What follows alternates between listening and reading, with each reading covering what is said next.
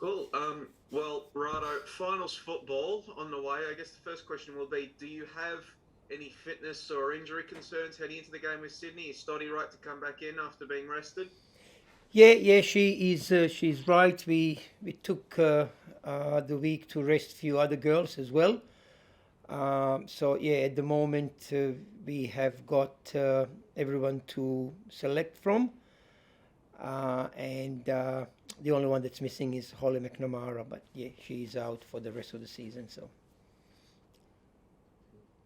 Heading into the game against Sydney, obviously the game you played up there didn't go your way, but how much heart are you taking from the defeat that you handed them just a few weeks ago?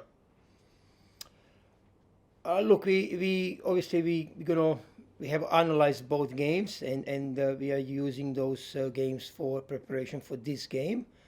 But I think a lot of things have changed since we beat them, and also since we lost to them. So our win against them is the closest to or closer to today. So we're gonna draw a lot of things from that game. But then also we need to be aware that we are playing away, and that was the first game against them.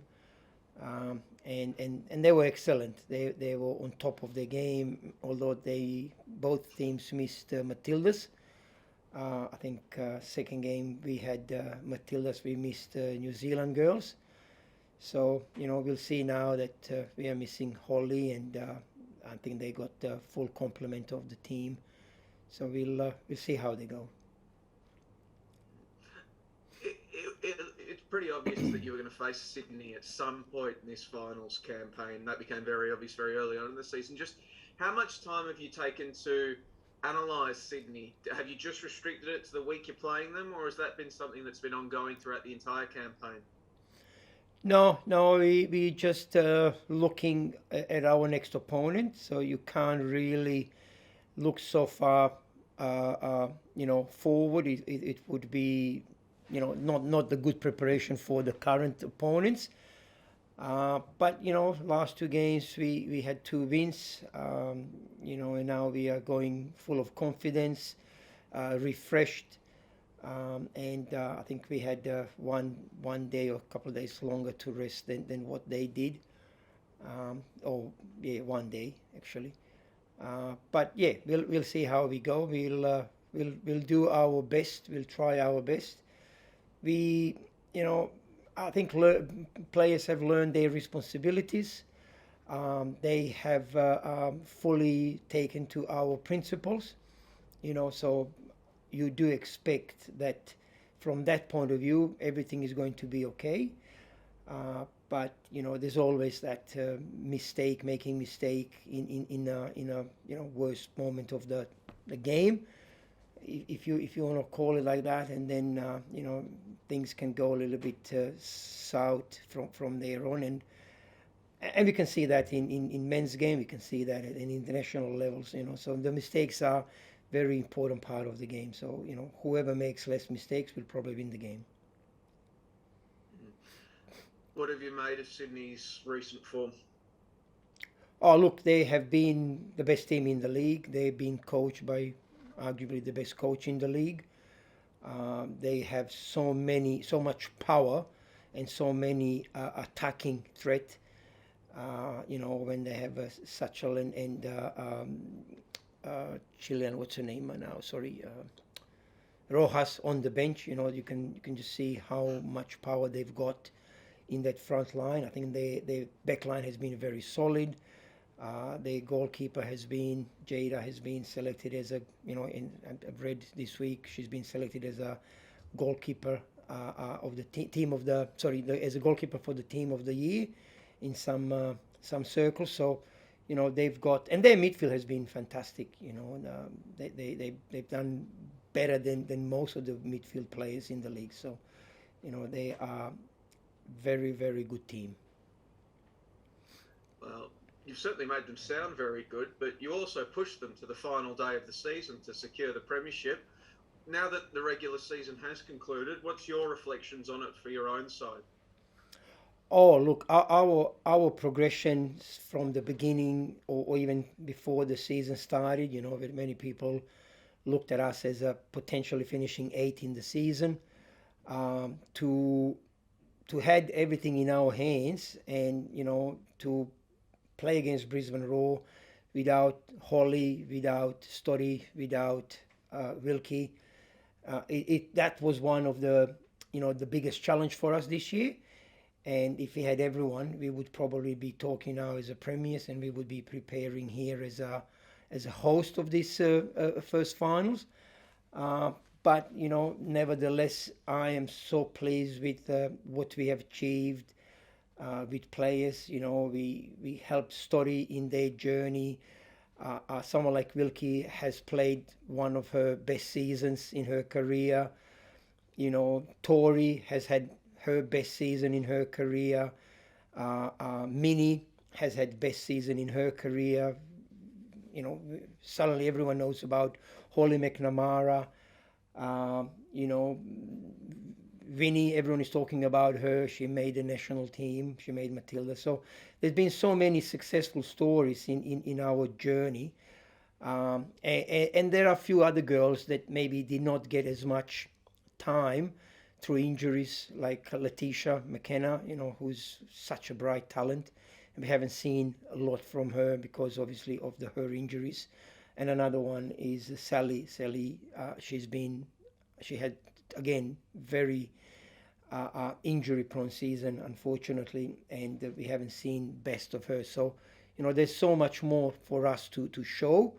But as I said, I'm so happy with what we have achieved and what girls have done for themselves and for us. You've mentioned the pre-season predictions around 8th a few times this campaign. Do you enjoy operating as the underdogs and proving people wrong? No, of course not. I want to be called Big Dog. No, look, it helps you to motivate people, so you don't mind, whatever you've been called. In past, we were untouchables or whatever, a lot of Matildas, good foreign players. And then there was challenge to, maintain that level.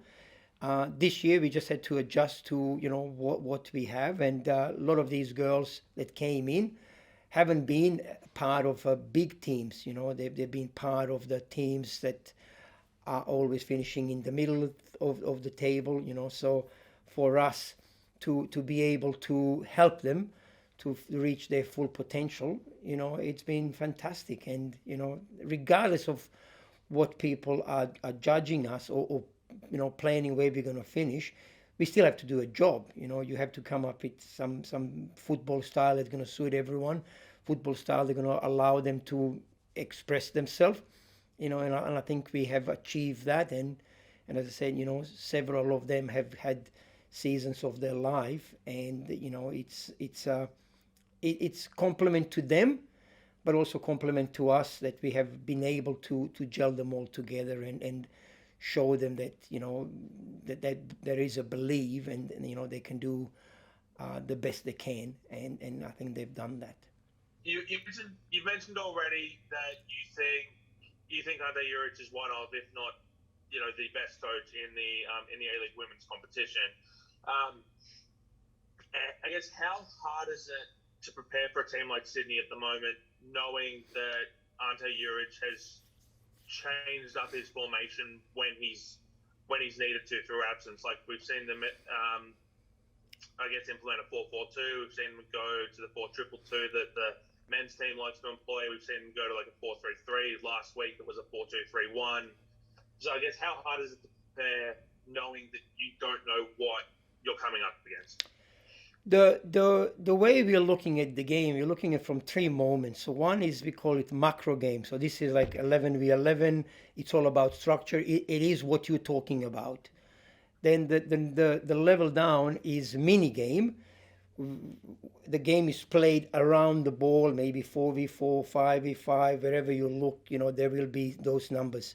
And then the last one is micro game. It's one-on-one. So when it comes to micro game, we are trying to outnumber opponents 2v1. So it's irrelevant for us. It's irrelevant what system they play, as long as we can outnumber them. So We've got, if we're playing with four midfielders, so already we are outnumbering them in that area. And then someone needs to help our wing backs to create that overload in wide area from defensive or from offensive point of view. So I think we have developed that throughout the season, and regardless of what system or what formation opponents played, we were able to control the game from our point of view. We will have to defend, inside the penalty box. We will have to defend high up the pitch, and we will have to defend in the middle of the pitch. And also, we have to break their pressure when we are building up from the goalkeeper. And then we obviously need to bring the ball into opponent's half and try to create some goal scoring opportunities. So, as I said, regardless of their structure, the game will be so fluid that, a lot of times it doesn't count for anything, because where the ball is, you need to have you have to have more players than opponent. Your squad has shown itself to be quite versatile this season in way the players have moved not only around the squad, but around the different positionings on the park. Like we've seen Rebecca Stott, sit back a little bit deeper, then sometimes she's more advanced. We've seen Polishina move around the park as well. Like what is it like having access to players who can slot in wherever you need to, whether that be in training, whether that be, in the game day lineup, or shifting positioning mid-game to try to get that extra step? Yeah, and this is exactly what I'm talking about. They know their positions in macro game, in our structure, and sometimes it is very important that they take the right decisions in that structure. And then also they need to take the right decisions in that mini game, where maybe we try to outnumber opponent. And then to have the most important thing is to have this good micro game. So we try to create 2v1 situations when we are attacking and when we are defending. And to be honest, Holly McNamara, Minnie, and also, Stoddy as well, she's starting that micro game sequence. And once they fully started to understand their role and responsibility, their movements, it became much easier to apply it. And I think right now we are seeing the benefits from it. Keeping in mind that sometimes it's a bit harder when you got 5 players at the back. But it's been a process of educating our wing backs how to play more advanced and not to expose ourselves at the back, so, and as I said earlier to Joey's question, we worked very hard on our principles and our language, and thank God the season was a little bit longer. We didn't have too many injuries. We had a pre-season. We were able to implement everything that we were planned. And I'm, as I said, that's one of the reasons why I'm quite confident, going into the finals, that we could go a long way, and we can go all the way and play in the grand final. Got time for one more, Stan? Yep. Are there any plans to give Sally James some more minutes across the final series, or is the plan at the moment just to stick with Melissa Barbieri? Melissa will start, and then we will see how the game progresses, or how the games progresses. Sally, she has been fully fit for the last few weeks, and we showed her that we love her, we believe in her, and she's got a future with us. But yeah, depending on how the game goes, she will get her, her finals berth, or whatever it's called.